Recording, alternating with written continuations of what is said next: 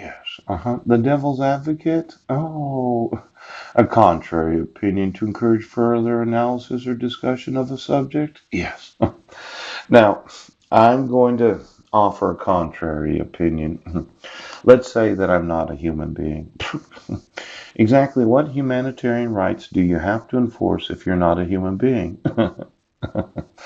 Let's say I'm not a human being, and you say that I say, yes, that I'm a citizen of the United States. I'm not a dog that looks like a citizen. Yes.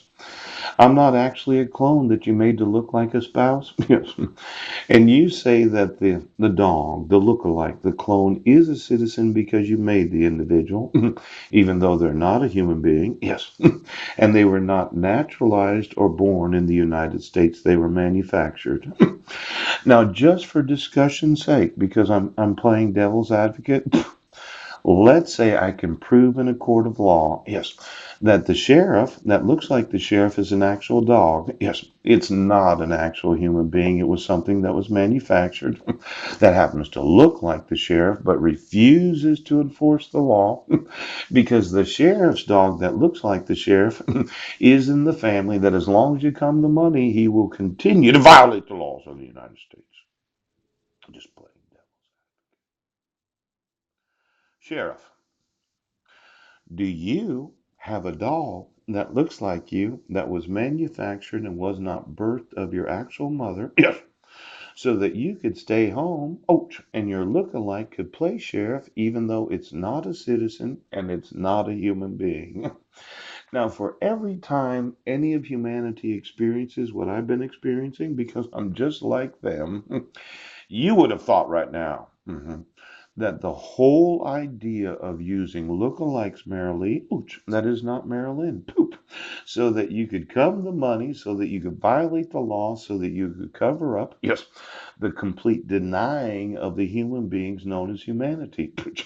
Now, let's say I tried you in various courts throughout the whole world. I would say that there is a very good probability that I could take every look-alike, yes, of my wife, Georgia, ooch, of Marilee, Marilyn, pooch, of any of my sons or any of Marilyn's kids, yes, I could drag them into every court of law where being a human being means that you have human rights. Now, there is one caveat to having enforced the actual human rights of being a human being. Yes, yes, yes. That would mean that you'd have to be a human being. You couldn't look like a human being. Yes. You couldn't be manufactured to look like a human being. Yes.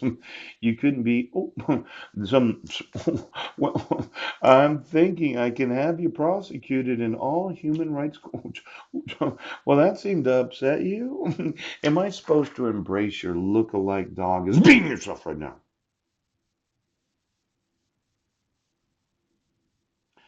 Did you want me?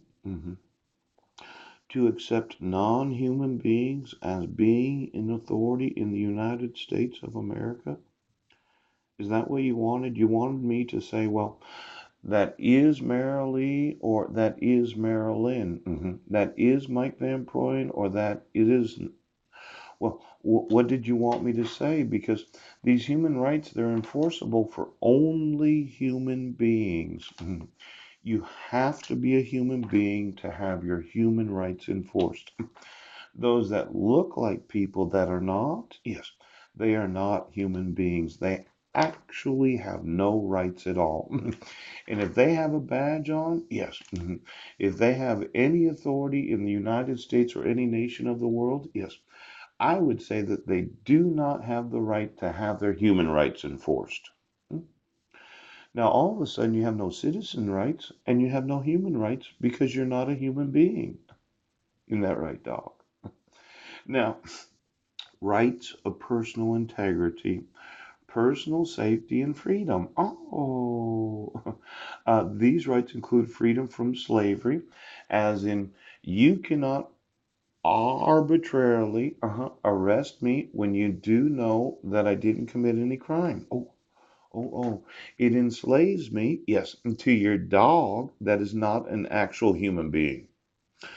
Now, there's also the torture. Yes, the torture mental health evaluations where you said I was bipolar and schizophrenic. Yes, even though I told the professional person, well, you had no jurisdiction to do what you were doing. Yes, because I had committed no crime. Yes, because of the forgeries and fraud of the protection order. It was torture. Complete torture. I tell you, after I had read Phyllis's mental health evaluation of myself, I thought for sure police departments were torturing me. Yes. And in the process of torturing me, you were torturing my sons and you were torturing Marilyn and her kids. Now, that would be a human rights violation. Ooh. And then this unreasonable, as in, well, we're going to make a show with somebody that looks like Paul. Yes. We're going to arrest Paul for something that Paul didn't do, even though he's a human being. Yes. And then we're going to make it look like he committed a crime when he didn't, because the way that you think is, well, what's he going to do? We, the non human beings, are just going to say that he's crazy. The problem is, Paul had the first best evidence of proof that he had not committed a crime. And then the second best evidence, let's see, what would that be? Sleeping at a homeless shelter that night, yes. Alcathon that evening, yes. The emails that I sent from this library on that day, yes. From 10 to 5. In fact, I sent an email at 4:48 p.m., the exact time that I allegedly, yes, was in Sequim, Washington. Oh, look at that. Another one of those very good evidences that you can't be at two places. Well, it's not possible to be at two places at the same time. You can't say that I was in Sequim, Washington when I was sending an email from Port Angeles, Washington. There was no possible way of conviction of myself of a crime. Because I was at the homeless shelter and I was on the bus at 7:47 a.m. Yes.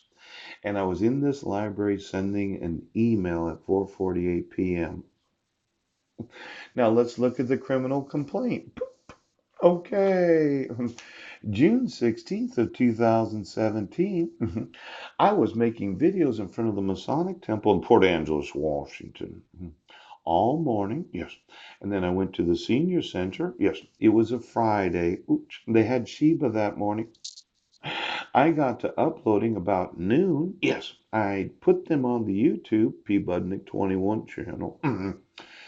And then after I had left at about 2 p.m., yes, I went back to the house sitting location and sent a few more emails. And then I went to a community meal. Pooch. Now, this idea of me cyber stalking, well, I would go through the million emails before June 16th of 2017. How many of you thought that I was trying to harass, intimidate, torment, or embarrass? Yes, my wife or my 5 sons, yes, when I did not email the Quilcene School District or the Brennan School District. Now, when we take the actual mental health evaluation, I personally told Jack, I'm not guilty. I did not in any way violate the restraint provisions of the protection order.